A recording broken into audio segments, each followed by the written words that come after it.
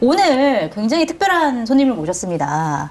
자, 지난 대선에서 진짜 엄청난 역할을 해주신 민주노동당 권영국 대표님 모셨습니다. 안녕하세요. 네, 반갑습니다. 네, 권영국입니다.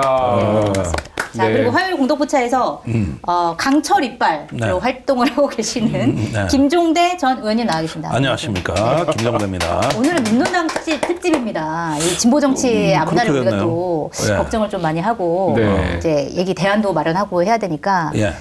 진보당 특집으로 했는데 오늘 의상이 네. 검은색의 넥타이 어디 이제 다녀오시는 길이세요? 설명 좀 부탁드립니다. 네, 오늘 저 태안 네.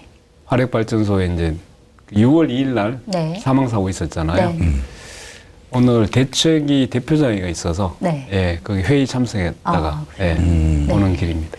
그러니까 대선 과정에서도 끊임없이 이제 노동하시는 분들에 대한 이야기들을 많이 하시고 여러 네네. 가지 이제 조문도 하시고 그다음에 오늘 또 태안에서 또 사고가 발생해가지고 여러모로 걱정스러운 나날들이 맞습니다. 이어지고 있습니다. 네네. 그 지금 이제 사고가 또 일어났는데 그 사고도 약간 이제 그 환경의 문제하고 연관이 돼 있는 것 같았어요. 네. 근데 오늘 날씨가 더웠잖아요. 네. 그리고 좀 무리한 작업 과정에서 아마 심장에 뭐 무리가 온 것 같다는 그런 진단이 있는데 네. 어쨌든 빨리 이제 이번에는 조치를 해서 예, 생명을 구할 수 있었던 천만다행인 정말 다행이네요. 네, 그럼에도 불구하고 이제 앞서서 있었던 그 50대 2차 하청 노동자였죠.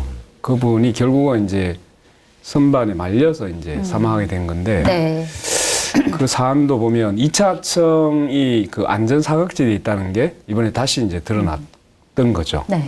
김영균 그 사고 때 제가 이제 특별 노동안전조사위원회 간사를 했었는데 그때 이제 2차 하청에 대한 우려를 사실 했었어요. 당시에 이제 문제가 됐던 데는 1차 하청. 그러니까 이제 안전 시스템을 1차 하청까지는 이제 웬만큼 발전소에서 이제 그 되게 좀 촘촘하게 관심을 가지고 있었는데 그때 2차 하청에 대해서는 사실 별로 관심이 없었던 부분이 있어서 네. 2차 하청까지도 시스템 마련하고 이제 직접 고용을 해야 된다 이런 이제 권고를 했었는데 당시에 이제 문재인 정부 때죠. 그 부분에 대해서는 아예 좀 외면을 했었어요. 그 문제가 결국 이번에 사고에 상당 부분 영향을 미친 거 아닌가? 네. 네, 이런 이제 원인 분석을 조금 하고 있습니다. 네. 사실 안전에 대한 거는 아무리 강조해도 지나치지 않는데 이런 일들이 이제 더 이상 벌어지지 않기를 이제 바라면서 시작을 하도록 하겠습니다. 네. 자, 21대 대선이 딱 일주일 지났습니다. 그리고 권영국 우리 민노당 후보님께서는 0.98% 득표를 받으셨는데 참 이게 굉장히 어떻게 보면 자체적으로 아쉬운 결과다 이렇게 말씀하실 수도 있지만 사실은 굉장히 의미 있는 대선을 치렀다라고 평가하시는 분들이 네. 굉장히 많아요. 그리고 사실 이제 진보당 후보들이 뭐 진보당 김재현 뭐 후보도 그렇고 네. 이제 후보를 냈다가 다시 이제 철회하기도 하고 뭐 여러 가지 이제 부침들을 겪으면서 결국 권영국 대표께서는 마지막까지 완주를 하시고 네. 이제 득표를 얻었는데 사실 정당이라고 하면 당연히 이제 후보를 내야 되는데 이번에 후보 안 낸 뭐 조국혁신당도 있고 조국혁신당 안 네, 이런 냈죠. 정당도 있지만 출마를 하시고 완주를 하시면서 여러 가지 걱정도 좀 있으셨을 것 같아요. 좀 네. 우려되는 게 있으셨나요? 출마할 때부터 이미 이제 우려가 많았죠. 네. 과연 이제 원외 정당으로 밀려났잖아요. 총선 때. 네. 그리고 부채가 사실 아직도 어마어마하거든요. 네. 그러니까 이게 또 이제 빚지는 선거를 하게 되면 네. 그러면 이제 정말로 이제 망한다. 이런 이제 내부 반대가 사실 굉장히 심했어요. 아, 그랬군요. 예. 근데 정당이 가장 큰 이제 정치적인 행사잖아요. 대선이란 게. 여기에 이제 후보가 나가지 않으면 그러면 이제 사실 잊혀진다. 우리 이제 일반 유권자들로부터 완전히 이제 잊혀진 존재로 간다는 우려가 또 한편에 있었고. 네. 그렇게 해서 이제 그것도 있었는데 또 한편으로는 이번에 이제 내란이었잖아요. 네, 그렇죠. 그러니까 이게 이제 재집권 문제에 대한 우려가 상당히 컸고, 그래서 이제 나갔다가 완주를 할 거냐 말 거냐 이 문제를 가지고도 내부적으로 상당히 이제 그랬군요. 논란이 있었죠. 네. 예, 예. 대선 끝나고 나자마자 후원금이 엄청나게 쇄도했잖아요. 13억 원이라는 더 문자에. 됩니다. 네, 더 제가 되나요? 보니까 얼마 14억이 좀 넘었대요. 아, 14억이 예. 좀 넘고. 아니, 그거는 개표하던 당시부터 후원금이고 네. 선거 때 들어온 것도 있죠. 선거 때 들어온 거 예. 잠시만 더 그러니까 많이. 그게 이제 지금 얘기한 거는 네. 출구조서 나오고 네. 그 다음날 계좌가 닫히는 시간이 다음날 아침 9시예요. 네. 그 사이에 들어온. 그 사이에만 와, 그럼 그때 굉장히 짧은 증정했죠. 시간에. 저녁 굉장히 8시부터 그 9시 사이에 네. 후원금이 아예 쇄도를 한 거죠. 네. 14억이 좀 네. 넘으니까. 14억이 좀 넘네. 근데 이제 그거는 그리고 우리는 이제 아주 큰 액수로 들어온 게 아니잖아요. 네, 소액으로. 네, 소액으로 많은 이제 분들이. 모였던 거기 때문에 네. 훨씬 더 의미가 크다고 보여졌죠. 그렇네요. 네.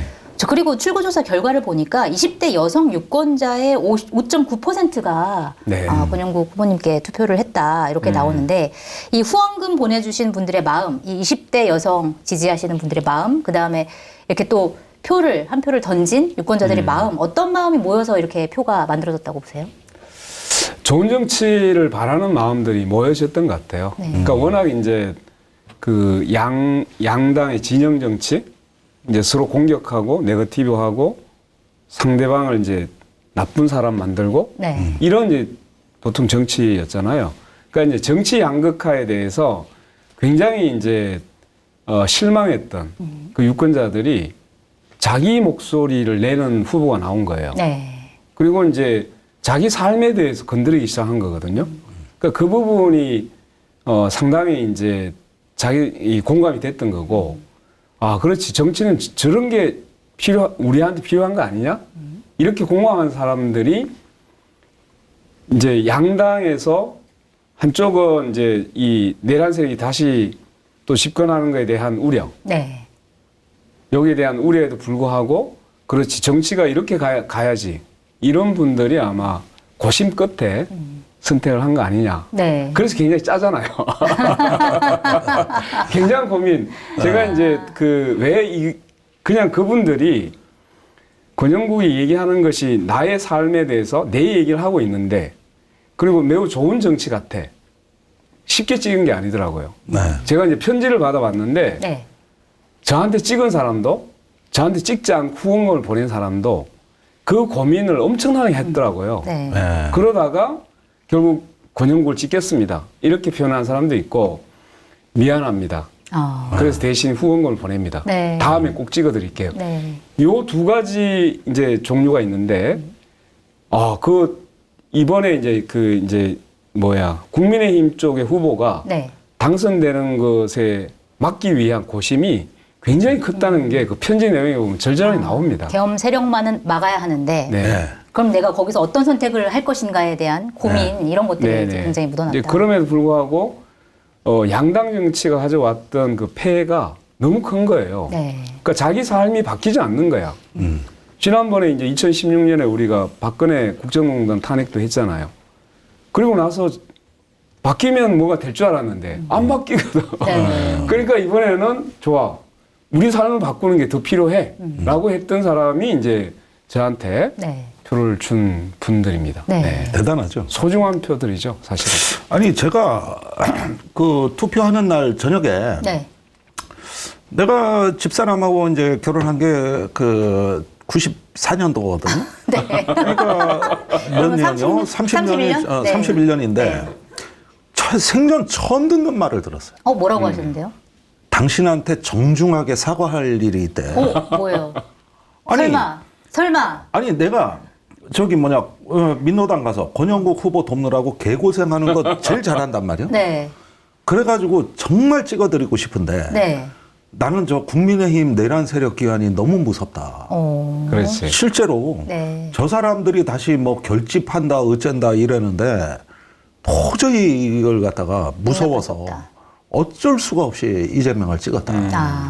이러면서 나한테 사과를 하더라고. 그래서 뭐라고 하셨어요? 내가 입맛이 떡 떨어지는 느낌 드는데 그렇게 안 해도 집권해. 정권 교체 한다고 그러는데 여유 있게 했잖아. 그러는데 아니 진짜 무섭다는 거예요. 위기감이 또 상당했군요. 네. 네. 우리는 다들 어차피 이재명 후보가 될 것이다 이렇게 예상을 했지만 그럼에도 불구하고 위기감을 갖고 있는 유권자들이 그만큼 많았다. 그러니까 이게 제외 국민 투표가 80% 투표율이 넘고 네. 이것도 사실 불가능한 수치입니다. 전체 투표율이 80%에 달했다. 이게 민주주의 국가에서는 없는 투표율이거든요. 네. 그런데 그 이면에는 보니까 내가 어떤 정치에 좋은 후보 경청하고 이렇게 다 들어보고 해야 되는 거는 맞는데 이번에는 너무 무섭다는 거예요. 예, 이래가지고 주변에 그런 사람들 제가 많이 겪고 제가 또 사과도 많이 받았어요. 우리 후보님한테도 네. 많이 갖다 죄송하다. 이번에 못 찍어서 죄송하다 이런 얘기. 네. 그러니까 저는 이런 류의 선거가 일단 어느 순간에 한국 정치가 넘어서는 게 그게 우리 사회의 이제 정치의 본질을 회복하는 거라고 봅니다. 무서워서 어쩔 수가 없는 저 내란 세력집이 다시 회생하는 걸 어떻게 보느냐. 네. 이렇게 가위 눌려 있는 예, 이런 정서가 너무나 해가지고 저도 처음에 선거에 참여할 때 야 이게 손톱 하나 들어갈 틈이 있을까? 너무 걱정이 많이 됐어요. 네. 그래서 이 정도만 해도 사실은 표로서 드러나지 않는 숫자 너머에 존재하는 분명히 진실이 있는 맞습니다. 것 같고 네. 예, 그런 면에 그런 마음까지도 우리 정치가 또 헤아려 줘야 될 것 같습니다. 네, 맞습니다. 네. 자, 그리고 사실은 거대 양당 체제가 너무 오랫동안 지속되어 왔기 때문에 이 정치 양극화 굉장히 심하고 그 틈에서 사실 진보 정치가 살아남기가 쉽지만은 않았겠다 이런 네. 생각이 들기도 하지만 그 사실은 많은 사람들이 양당 정치에 대한 피로감을 느끼는데도 불구하고 민주노동당이라고 하는 대안 세력을 선택하진 않은 그런 과거가 있는 거잖아요. 제가 가장 충격받았던 게 지난 총선에서 정의당이 네. 한석도 얻지 못한 거는 굉장히 충격이었어요. 왜냐하면 그때 조국 혁신당도 굉장히 많은 의석수를 얻었는데 네, 네. 이제 거기서 한석도 얻지 못했다라고 하는 것이 주는 충격이 좀 만만치 않았는데 왜 이렇게 진보 정치가 침체기에 들을 수밖에 없었을까? 이건 뭐라고 진단하고 계세요? 그게 이제 되게 어려운 부분인데요. 이제 사실 그 진보 정치가 대안 세력으로서 신뢰를 얻지 못했다는 거죠. 네. 정확하게 말씀드리면 민주노동당이 처음에 출발할 당시에는 사실 이제 거대 양당 이 두 정치 세력에 대해서 네. 야, 뭔가 이제 새로운 그 대안을 제시할 수도 있겠다. 이런 희망을 가졌었는데 네. 그 이후로 계속적으로 갈라졌잖아요. 분열되고 갈라지고 그러면서 이제 갈라지니까 되게 굉장히 소수화되잖아요. 그러니까 그거에 대해서 기대를 걸 수가 없는 상황으로 이제 갖게 된 거고 네. 여기에서 이제 굉장한 불신이 만들어졌죠. 그리고 자기들이 볼 땐 별 차이도 안 느껴져. 근데 갈라지는 이유가? 예. 네. 엄청나게 차이가 있는 것은 또 싸움을 하고 이러니까 전혀 이제 그 저기에 표를 줘봐야 대안이 안 된다. 이런 것이 이제 결국 작용한 거 아니냐라는 거고 또 한 측면에서는 정의당도 이 꽤 이제 오랫동안 지속되면서 지나치게 이제 그 국회 중심, 의회 중심으로 여의도 중심이죠. 네. 예. 이런 부분도 내 삶은 현장에서 엄청 힘들잖아요. 근데 거리감이 있어 보여. 네. 근데 현장은 힘들어 죽겠는데 잘 보이지 않는 거야. 그러니까 이런 부분도 이제 결국 일정 부분 불신을 초래한 부분 중에 하나가 아닌가. 예, 그런 생각이 좀 들었습니다. 근데 저기 당명 바꾼 거는 민주당으로 이제 바뀌어서 다시 또 정의당으로 돌아가는 건가요? 어떻게 해야 되는 건가요? 돌아갑니다. 다시 돌아가나요? 네, 그 약속이었어요. 네. 네. 이제 선거 때만 이제 당명을 바꾸고 다시 이제 돌아가는 플랫폼 역할을 하겠다 이렇게 해서 공동의 이제 선거라는 의미를 살리기 위해서 네. 우리가 가지고 있던 이름이 아닌 다른 이름으로 한다라고 했는데 민주노동당이 그래도 익숙한 이름이라고 생각이 됐고 또 진보 정치가 처음 출발이잖아요. 그 초심으로부터 가서 시작하자 이런 의미를 담아서 이제 시작했는데 예, 원래대로 돌아가야 됩니다. 의원님은 그러니까 진보 정치가 많은 사람들한테 대안이 되지 못했던 이유 이거에 대해서는 좀 뭐라고 생각하고 계세요? 근데 이제 신자유주의가 굉장히 그 심화되면서 전 세계적으로 진보 정치가 많이 퇴조를 했습니다, 실제로. 네. 이게 이제 유럽의 3인당도 예전 같지가 않고 전통적 노동계급이 진보 정당에서 빠져나갔죠. 맞죠. 그러면서 그 플랫폼 노동자, 흔히 핑크 칼라라고 얘기하는 네. 이런 사람들 위주로 완전히 구성이 바뀌었거든요. 미국도 노동조합이 민주당하고 뉴딜 연합을 이뤄온 이래로 계속 진보적인 어떤 하나의 저수지 역할을 했는데 요즘 트럼프를 더 많이 찍는단 말입니다. 네. 노동자들이. 이러다 보니까 진보의 위기는 이게 전 세계적인 일단 현상이라는 거. 그런데 그때 이제 조금 더 현대적으로 다시 진화해야 될 지금 분수령에 서 있다. 네. 이런 부분들이고요. 저는 개인적으로 그래요. 이게 진보하면은 부자에게 세금을 많이 걷고 뺏어서 가난한 사람들에게 풀어주는 거야. 이런 건 나쁜 짓이야. 이렇게들 사람들이 고정관념에 대해. 네, 네. 근데 그게 아니라 모두가 골고루 특히 책임 있고 부유한 사람이 물론 더 내겠지만 세금을 걷어서 모두가 혜택을 받는 거거든요. 네. 그러니까 부자 세금을 뺏어서 가난한 사람한테 주면 혜택은 되지만 그 세금을 낸 그 사람도 혜택을 받는 거거든요. 네. 그 중산층도. 그러니까 우리가 세금을 내는 것에 대해 가지고 이번에 이재명 후보도 굉장히 그 증세는 어렵다. 네. 이렇게 얘기했는데 이러는 말 속에는 세금 많이 내는 거는 나쁜 거야. 국가가 내 지갑에서 돈을 훔쳐가는데 어떻게든 지켜야 돼. 이런 심리가 있는 거거든요. 네. 근데 자꾸 세금 내는 게 나쁘다. 이렇게 하다 보니까 진보의 주장이 왠지 좀 약간 거부감이 생기고 불편하고 무섭기도 한 거거든요. 근데 그렇게 세금을 내서 복지를 공동구매를 하면 훨씬 싼 값에 더 많은 사람이 이건 꼭 가난한 사람들만의 문제도 아니에요. 네. 모두가 다 같이. 중산층까지도 더 많은 풍성한 혜택을 얻을 수 있는 거 아닙니까? 우리가 농수산물 유통 때 마진이 많아 비싸게 사 먹는다는 건 소비자들이 어느 날 협동조합 만들어가지고 산지의 농민들하고 연결해서 돈 걷어서 이렇게 공동으로 구매하니까 품질도 좋고 그다음에 가격도 네. 좋단 말이죠. 그렇듯이 복지나 공공재를 공동으로 구매하는 게 세금인 거고 이것이 좋은 쪽으로 인식이 되면은 얼마든지 사회 전체의 복리를 높이는 건데 네. 이제 어떤 그 부자 증세 또 서민 복지하는 식의 어떤 그 이분법적인 접근이 자칫하면은 이제 이거는 그냥 돈을 뺏어서 누구한테 주겠다는 거다. 돈 살포는 시장 경제에 반한다. 또 자유를 갖다가 공정하게 경쟁하는데 왜 이런 정치 논리가 우리 삶을 개입하냐 해서 계속 나쁜 쪽으로만 인식이 그런 쪽으로 이제 변해가는 식으로. 이게 진보가 오해받는 거거든요. 네. 그러나 사실은 이렇게 걷어서 하면 70조면은 우리나라 웬만한 복지가 다 해결되거든요. 네. 그런데 전부 다 국가를 못 믿으니까 세금 덜 내고 복지 덜 받고 대신 개인이 실손보험을 든단 말이에요. 이게 600조, 700조. 훨씬 돈이 많이 드는군요, 거기에. 그렇죠. 그래 놓고도 손해보자고 암 치료도 뭐 이제 국가가 해준다 그래서 많이 좋아졌지만 옛날에 암 환자 집에 한 명 발생하면 집안이 초토화돼 버렸습니다. 네. 완전히 가게가 무너졌어요. 네. 그런 걸 공동으로 이렇게 부조하면 다 해결될 일을. 그래서 이런 문제들까지 보면은 어떤 우리가 공동으로 복지를 구매하고 국가의 공적인 영역에 이제 공공 투자를 하는 건 또 다시 이제 어떤 하나의 우리의 복리를 높이는 전체를 우리가 품어주는 네.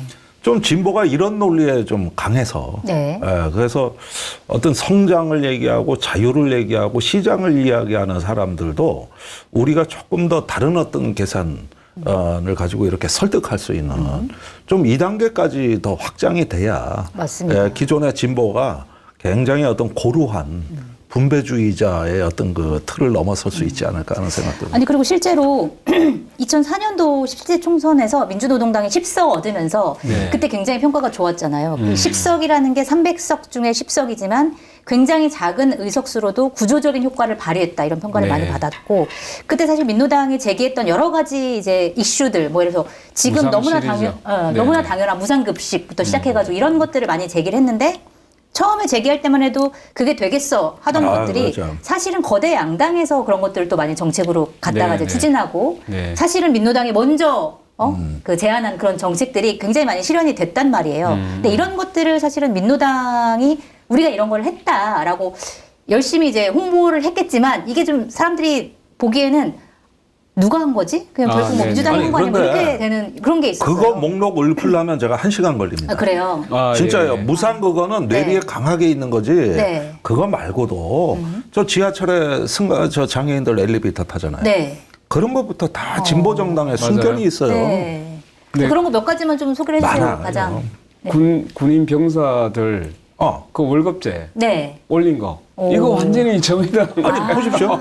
네. 그걸 2017년에 처음 주장해서 문재인 후보가 받아가지고 드디어 병사 월급 100만 원 시대를 열고 휴대폰을 자율화해주고 아프면 무상 치료를 해줬습니다. 네. 병사들. 네네네. 그래서 오늘날 바뀐 결과가 뭐냐? 사망자가 40% 줄었습니다.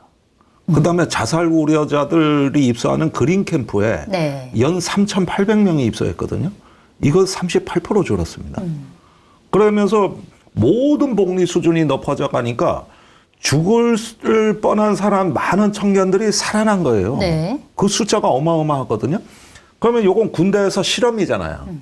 그래서 이런 정도 성과가 진보정당이 명확하게 냈다면 한 번 더 생각해 볼 수 있는 거죠. 그러면 군대에서 했던 그 실험을 사회로 확산시키면 어떨까요? 그래서 사회 상속을 한다든지 네. 청년 기본소득을 하고 사회 상속을 하고 이런 어떤 기회를 주면은 군대에서 벌어졌던 거와 똑같은 일이 일어납니다. 네. 누군가는 더 용기를 내고 좌절하지 않고 네. 죽지 않고 살아남을 수 있는 네. 이거는 똑같이 가는 거거든요. 이런 부분들도 다 어떻게 보면은 진보 정당이 앞서서 외치지 않았으면은 우리가 절대 맞습니다. 얻지 못할 결과들이. 근데 아마 그 상가 임대차 보호법 네. 이것도 사실은 예, 네. 아마 노회찬 의원이 그때 발의를 했나 하여튼 정의당에서 발의를 해서 통과시킨 그렇죠. 네. 대표적인 법이기도 하고 네. 물론 이제 지난 윤석열 정권 때 거부권 행사가 됐지만 네. 노란봉투법도 네. 실제로는 이제 정의당이 발의를 해서 국회까지는 통과를 했잖아요. 네, 네, 그러니까 이번에 이제 이재명 정부에서 이 부분을 처리해야 되겠죠. 네, 처리한다고 네, 이제 네, 공언을 네. 하긴 했습니다. 약속을 네, 네. 하긴 했습니다. 이제 그리고 중대재해처벌법도 네. 가장 가장 이제 선도적으로 견인했던 것이 바로 이제 그때 강은미 의원이 네. 유족들하고 같이 단식을 한 40며칠 물론 이제 의원님 중간에 쓰러졌지만 네. 그런 역할을 실제로 했었어요. 예. 그런 게 맞습니다. 있죠. 진짜 이런 여러 가지 일들을 해냈는데 이제 이런 것들이 조금씩 잊혀지고 있는 게 좀 아쉬워서 앞으로도 네. 이런 것들을 조금 더 많이 의제화하고 이런 것들이 좀 실행되기를 이제 바라는 마음을 갖고 있는 분들이 굉장히 많은 것 같습니다. 자, 그리고 권영국 대표님 하면은 토론회 얘기를 안 할 수가 없는데 네. 또 토론회 전략을 짜고 함께 트레이닝을 하신 우리 김종대 의원님이 뭐 무슨 이게 몸살이 나고 노트북이 너덜너덜해질 정도로 힘드셨다. 노트북 어떻게 하면 뚜껑이 지금 노트북이 너덜너덜해졌어요. 어떻게 하면 노트북이 이게 너덜너덜해지는 거예요? 이거다가 이렇게 하면 지 혼자 뚜껑이 이렇게 열렸다 닫혔다. 이제 뭐가 풀렸는지 걔 노트북이 제일 고생만 해. 근데 아니 근데 토론회가 대단하십니다. 진짜. 네, 그래요? 네. 제가 놀랐어요. 같이 하시면서 어떻게 좀 불편하신 점은 없으셨나요? 아니요. 네. 그 실제로 이제 정책팀 자체가 굉장히 우리는 아주 취약했었어요. 근데 이제 그러니까 그 실제 내용부터 시작해서 그걸 이제 번역하는 기능까지. 네. 그러니까 정책이라고 하는 게 딱딱하거든요. 네. 그렇죠. 근데 이걸 이제 대중들이 쉽게 받아들일 수 하려면 굉장히 그 화법 중요하죠. 자체가 네. 굉장히 구어체화돼야 되고 또 이제 여러 이제 그 사안들 중에서 가장 이제 일반 유권자들이 반응할 수 있는 게 어떤 거냐 이 순위 매기는 게 있잖아요. 네. 이런 것을 아주 뭐 아니, 뭐 타고났죠. 워낙 제가 혼자 대중 한건 친화적이시니까 아니고. 진짜 그런 건 잘하실 것 같아요. 아니, 여러분들이 도움을 줬죠. 네. 근데 좋으신 말씀입니다만은 이게 제가 그 TV 토론에서 1차 토론 끝나고 네. 제일 인상적인 댓글이 자기들이 보기에는 권영국 후보가 이번 대선 토론의 최대 수혜자인데 네. 그걸 보고서 한 네티즌이 권영국 후보 무서운 후보다. 왜냐? 네. 아무리 봐도 저 후보는 더 이상 잃을 게 없다. 잃을 게 없기 때문에 무슨 말이든 다 할 수 있는 후보고 네. 그렇게 해서 기백 있게 치른 거다. 네. 이렇게 표현을 하더라고. 네. 근데 순간 딱 이게 많이 배웠다는 느낌보단 깨달았다는 느낌이 드는 거야. 맞아. 그게 뭐냐 하면은 이 큰 당이나 어떤 그 저기 뭐냐 기득권 정당에서는 지킬 게 많아요. 그렇죠. 그렇죠. 표현이 제한됩니다. 잃지 않으려고 제한돼요. 노력하죠. 예. 그런데 일단은 지를 수 있는 어떤 자유로운 정신에다가 네. 후보께서 뭐 솔직히 말해서 국회의원을 한번 해봤습니까? 뭐 도지사 한번 해봤습니까? 장관을 한번 해봤습니까? 네. 그러니까 이게 순백의 맑은 정신을 갖고 계신단 순백의 말이에요. 맑은 정신. 그러니까 순백의 맑은 정신에다가 영혼이 자유롭고 네. 거기에다 더 이상 잃을 게 없다 이래 되니까 보좌가 쉬워지는 거예요. 안 그러면은 보십시오. 큰 당에 또 몇선 또 국회의원 후보 같으면은 아 옛날에 저 후보가 저런 말 했는데 이거 빼. 저거 빼. 이래고 나면은 나중에 살 다 발라내고 뼈다구만 남아가지고 이게 뼈다구 해장국도 아니고 먹을 게 없어요. 먹을 게. 그러면은 이번에 권 대표님은 미션 주신 거 다 수행하셨어요? 거부 안 아니죠. 하고? 그게 그건 또 아니에요? 몇 가지 퍼포먼스가 있었거든요. 네. 근데 이제 악수 안 하고 이런 것도 다 어떻게? 아니 그건 아니에요. 저는 그건 아니에요. 약속하시라고 조언 드렸어요. 그래요? 그런데 첫 토론에서 김문수하고는 하고 싶지 않다. 단호하게 말씀하시더라고. 그래서 그렇습니까? 그래가지고 원래 김문수 후보가 토론회 끝나고 그 악수 외면하는 장면이 화제가 됐지만은 시작할 때도 왔었어요. 네. 그때도 사실 악수를 많이 했거든요. 그때는 이제 네, 카메라가 안 없어서 했죠. 그 장면은 이제 네. 안 나왔지만 안 마지막 나왔지만. 장면만 나왔군요. 네, 네. 그래서 그날 하루에만 2번을 야, 이거 비하인드 스토리인데. 2번을. 두 번 거부하고. 그런데 사실은 저는 처음에 주적은 이준석은 신경도 안 쓰고 네. 김문수로 보고 이제 설계가 된 이게 대본을 갖고 나가셨단 말이에요. 네.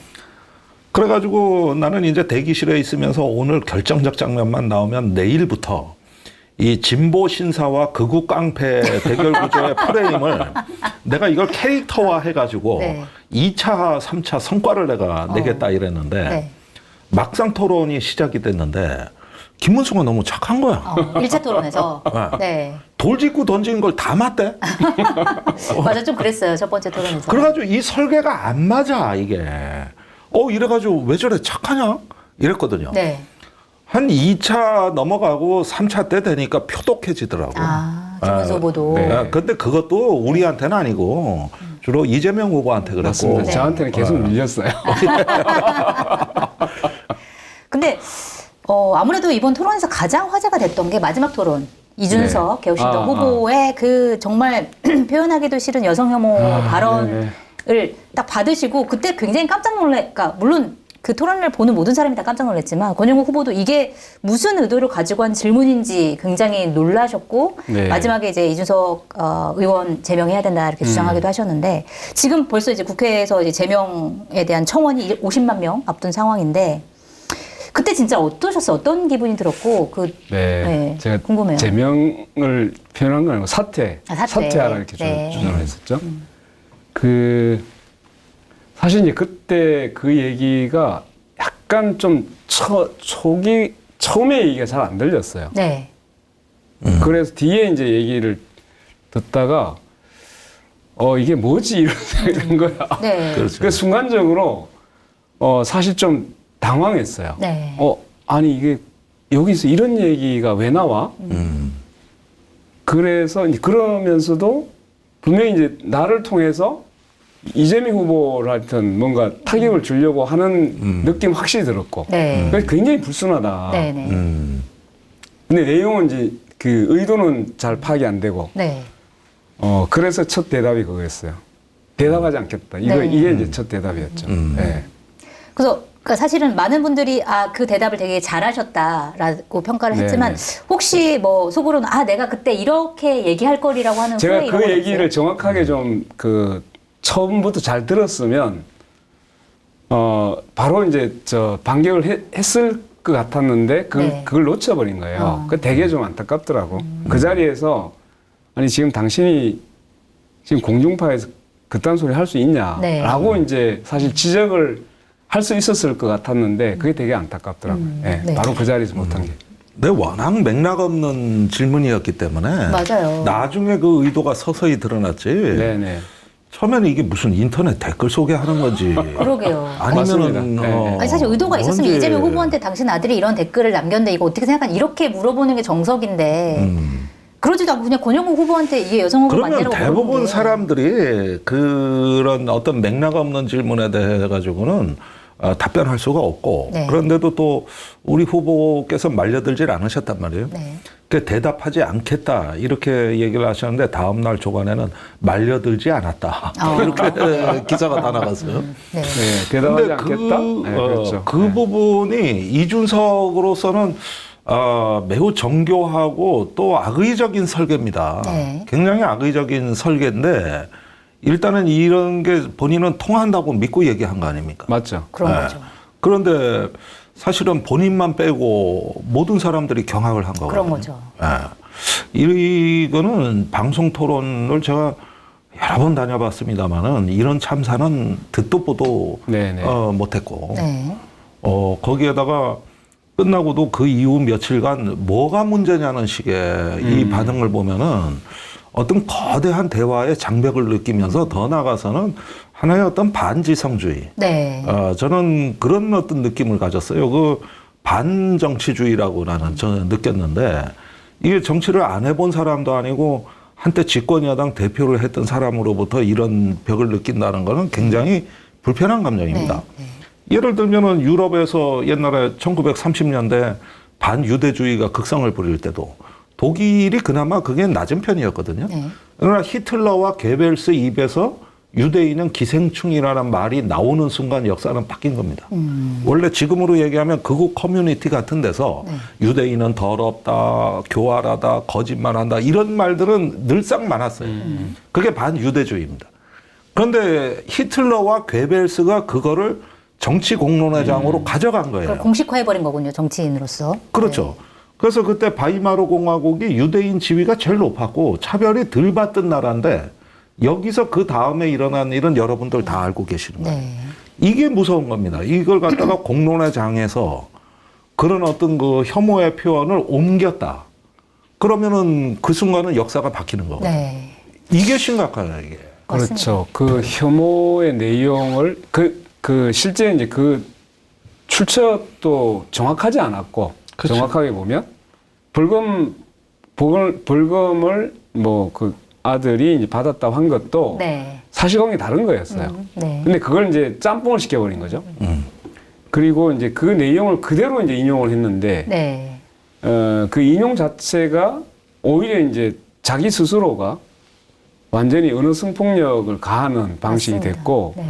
근데 정치를 정말로 저렇게 하는 게 얼마나 이게 위험한가에 대해서 우리 이제 국민들한테 사실 또 하나의 각인을 시켜준 거예요. 네. 그래서 그게 이제 엄청난 충격을 주기도 했지만 이준석의 정치에 대해서 다시 되돌아보게 되는 그런 계기를 주기도 했던 것 같아요. 네. 예, 예. 알겠습니다. 그런데 어쨌든 지금 그러니까 이번에 치러진 대선이 그러니까 사실은 계엄 사태로 인해서 발생된 대선이었고 그럼에도 불구하고 국민의힘 김문수 후보가 41%의 득표를 얻었고 이준석 계열신당 후보도 막판에 그런 엄청난 실수를 저질렀음에도 불구하고 8% 넘는 득표를 얻었고 이 두 개를 합치면 사실 이재명 후보가 받은 득표율에 거의 비슷하거든요. 이렇게 이제 보수와 오히려 넘죠. 더 높아지는 넘나요? 아주 네, 작은 넘죠. 숫자로. 네. 그럼 저하고 이제 이재명 표를 합쳐야 겨우 이제 네. 그러면은 이번엔 또 네. 이쪽이 더 많아지는 거예요. 그러니까 저번 선거나 이번 선거나 네. 0.5% 전쟁인 거는 불변인데 그러네요. 네. 그러네요. 단지 구도가 바뀐 거고 그다음에 선거의 명분이 바뀐 거지 이게 한국 정치에 있어가지고 큰 구조는 변하는 게 없어요. 네. 그래서 아마도 이런 추세라면 다음 선거도 0.5% 싸웁니다. 0.5% 싸움. 심각하죠. 근데 이런 상황에서 정말 그 틈을 비집고 진보 정치가 앞으로 나가야 되잖아요. 네. 지금 이 시점에서 굉장히 중요하고 내년에 사실은 지방선거도 있고 네네. 그랬을 때 어떤 대안을 준비하고 계신지 아니 굉장히 그래서 궁금합니다. 그 제가 이제 이재명 그 후보에게 질문을 했죠. 네. 이 결선 투표제를 그 언제까지 이렇게 계속적으로 해야 되냐. 네. 그래서 이제 그 결선 투표를 하지 않았던 것에 대한 일정한 이제 비판을 하면서 또 그 결선 투표제 하신다고 하는데 그러면 바로 다음 지방선거에서 기초단체장부터 시작할 거냐? 네. 라고 물었더니 그건 또 검토가 필요하다고 또 얘기를 네. 해가지고 대통령 선거에서의 결선 투표를 얘기하는 또 거라고 이렇게 나중이신가요? 얘기하더라고요. 차별금지법도 뭐 나중에 네네네. 이렇게. 그래서 네. 이건 정말로 결선 투표제가 정말 필요하다는 것을 새삼 느끼게 하는 거예요. 네. 정말로 이제 제대로 된 자기 주장과 정책을 이야기하고 거기에서 실제로 이제 결선에 붙도록 해가지고 그런 우려를 국민들이 하지 않도록 하는 것. 네. 이 제도는 가장 기초적인 것 같다는 생각이 드는 거죠. 예. 네, 맞습니다. 제가 그 방송 나가가지고 민주당 쪽 패널들한테 들은 얘기는 네. 그 사실은 김문수, 이준석보다 권영국 후보한테 가장 많은 압박감을 느꼈다. 그래요. 왜냐하면은 대선 토론에 정석을 보여주는 건데 그건 정책적 압박이거든. 네. 실제 그 압박감을 굉장히 강하게 느꼈다는 거죠. 그리고 실제 이것이 대통령 취임사에도 불평등과 양극화 얘기가 무게 있게 강조가 됐습니다. 네. 저는 다 이어지는 얘기라고 보거든요. 네. 그런 면에서의 성과인데 이 정책적 압박에 대해 가지고 상당히 부담감을 갖고 이재명 후보가 답변을 했다. 안 되는 건 안 되는 거로, 되는 건 되는 대로, 검토하는 건 검토하는 대로 했는데 단지 검토해 보겠다고 해가지고 이제 대통령 되고 훅 무시하는 거냐? 그거는 안 된다는 거죠. 그러니까 이런 부분들이 네. 이 토론의 힘이고 맞습니다. 여기서 말의 힘이라는 것은 지금도 계속 이어지고 있는 거고 내년 지방선거까지 가는 거예요. 네. 근데 뭐 결선 투표제다 비례제다 하는 부분들이 자칫 뭐 진보 정당이 앞장서서 담론화하고 우리 정치의 중심 의제가 됐기는 사실입니다만은 그래도 많은 정치인들이 언젠가는 가야 될 길이라는 어떤 부담감 자체를 만들어 놨다는 거예요. 그걸 진보 정당이 일단 목소리를 네. 내줌으로써 씨앗을 좀 이렇게 돼요. 뿌려놨다. 예, 그다음에 국민의힘도 그래요. 한덕수하고 단일화한다, 뭐 한다, 이준석하고 단일화한다, 뭐 한다. 아니 단일화 얘기만 하다 대선 시작해 대선 끝났어. 네, 맞아요. 날 세고 날찐 게 단일화야. 근데 결선 투표제가 있으면은 저런 얘기 안 해도 돼. 맞습니다.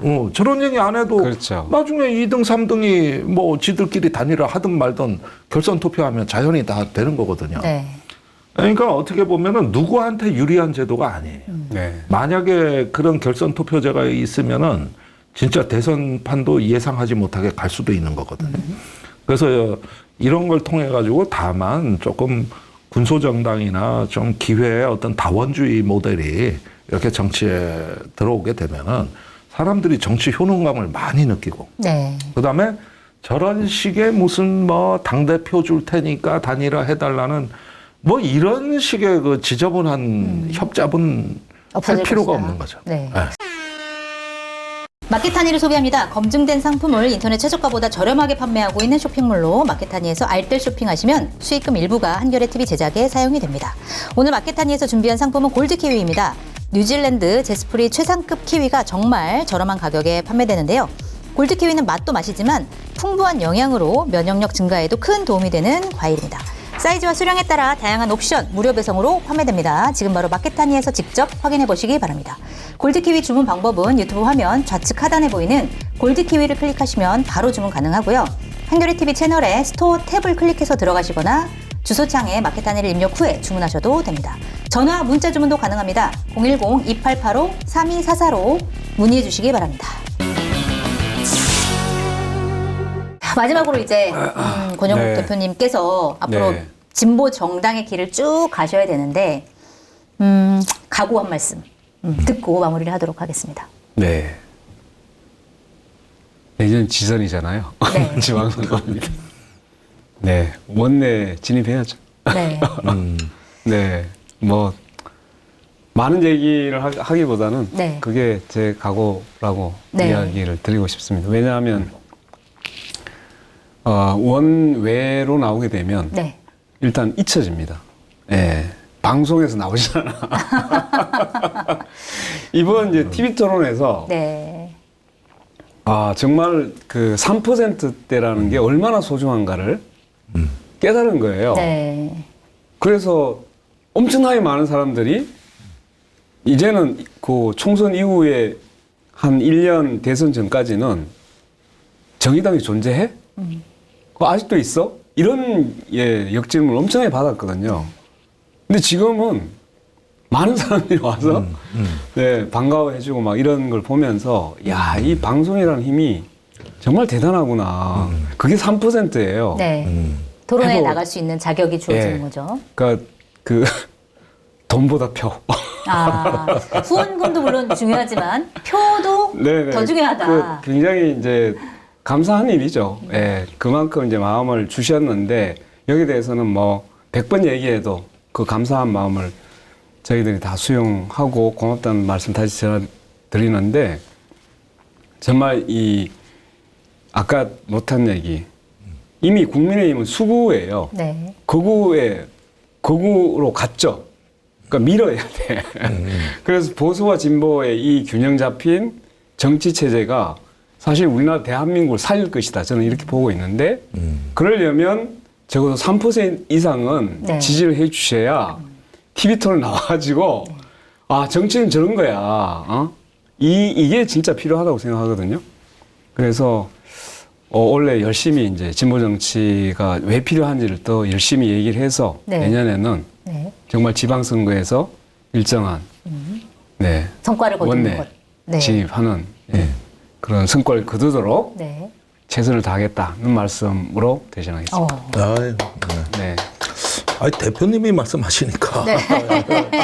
뭐 그럼 전략 목표는 다 말씀하셨는데 아마 대표님이 방송에서 참 표현하기 어려운 부분이 네. 지금 얼마나 어렵게 진보 정당이 유지되고 있는가. 이런 어떤 자기 하소연을 하기가 참 어려우실 건데. 제가 이번에 대선 때 가가지고 실상을 봤거든. 네. 그 후보님이 오시고 점심 먹으러 가는데 서울경찰청에서 경호팀이 왔더라고. 그 네. 주요 후보 경호팀.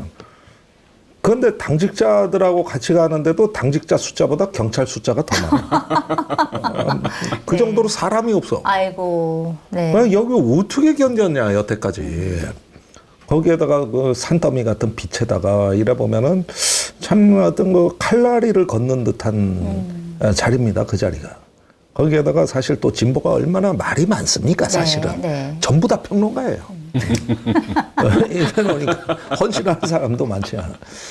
그러다 보면은 그 복잡한 당무에 정말 그 당무라는 게 뭔가 좋은 소식을 이렇게 당원들한테 희망을 줘야 되는데 허구한 날 어려운 소리 이거 해야 되고 없는 집에 제삿 날은 왜 이렇게 빨리 돌아와 또 없는 집 제삿 날 돌아오도 할 거는 많고 그러다 보면 항상 마음이 네. 일단은 좀 이렇게 기죽어지냈다고나 할까 네. 이러는데 이번 대선을 통해 가지고 비로소 좀 우리도 있다, 우리 자존감이 있다 이런 것들을 갖다 처음으로 총선 이후로 이제 느낀 거거든요. 이 체험은 매우 소중한 겁니다. 네. 그래서 앞으로 조금 살림살이 나아지시길 바라고 돈보다 표라 그러시는데 제가 보기에는 여전히 돈이 여전히 돈이 네. 중요하고. 돈과 표 모두 다 달라는 얘기인 아니 그래서 것으로. 대표님이 또 이후에 지금 쉴 틈도 없으시거든요. 네. 그래서 어렵게 이 선거를 다 맨주먹으로 지금 끌고 오셨는데 그래서 앞으로 이번 선거를 통해 가지고 진보 정당에 대한 관심이 조금 있으시다면 당원 가입을 해주시면 네. 제가 주요 광역시의 신입당원 교육대 가겠습니다. 오, 와. 뒤풀이까지 다 하고 옵니다. 와. 뒤풀이까지 유리남. 다. 네. 쌍으로 강철이다. 쌍으로 가겠습니다. 쌍으로. 와. 그래서 좋습니다. 신입당원들한테 네. 제가 직접 네. 그리고 우리 당비 비싸요. 아, 비싸요? 민주당 1,000원인데 우리 10,000원이에요. 오. 그래서 조금 그리고 여기서 당원 노릇하기 쉽지 않아. 뭐 메시지는 와서 투표해 이런 얘기하면 주세요. 안 오는 거 아니에요? 그래서 메시지 때문에 죽겠다고 또 얘기하는데 진보 정당 당원 되는 거 쉬운 일 아닙니다. 네. 각오 단단히 하고. 각오 단단히 하고 월 돈 10,000원 내고 네. 이게 어떻게 쉬운 일입니까? 그런데 그런 걸 통해서도 그래도 우리가 옳은 일을 하고 있다는 가슴 뿌듯함이 있고 또 나와 비슷한 생각을 하는 사람들이 있구나 이런 데서 굉장히 어떤 그 연대감이 네, 느껴지고 소속감이 느껴지고 이런 것들이 새로운 아마 힘이 되실 거예요. 그렇게 저희가 만들어 드릴 테니까 네. 저기 후원금 내고 입당하고 표 찍고. 표 찍고 그렇게 하나 더. 네. 하나 더 지금 그 재밌는 그 뭔가 현상 하나가 있는데 네. 그게 이제 그 각 선거구별로 기호 5번 권영국에게 투표한 사람 모입시다. 네. 아, 그런 재밌겠네요. 흐름이 있습니다. 네. 이런 게 지금 오. 예, 있어요? 조금씩 지금 돌고 있더라고요. 서로 누가 그렇구나. 말 안 해도 그냥 자기들끼리 연대하는 모임들이 지금 네, 생겨나고 네, 있는 네, 거군요. 네. 와, 아니 되게 그러니까 끔찍하네요. 34만 4천 표인데 이 34만 명은 정말 고민하면서 찍은 사람들이기 그렇죠. 때문에 그럴 법도 하다. 네. 이 얘기죠. 네. 알겠습니다. 한번 관심 있으신 분은 네. 한번 모아보시면 어떨까? 모임에 참석하는 것으로. 네. 알겠습니다. 앞으로 정말 민주노동당이 정말 그 이재명 정부와 함께 가면서 또 이렇게 진보적인 아젠다를 좀 견인해가는 그런 역할을 좀 해주시기를 네. 바라면서 오늘 공동부처 여기서 마무리하고 오늘 출연해주신 권영국 민노당 대표님 감사드립니다. 네. 김준태 의원님 고맙습니다. 네, 고맙습니다. 네. 네.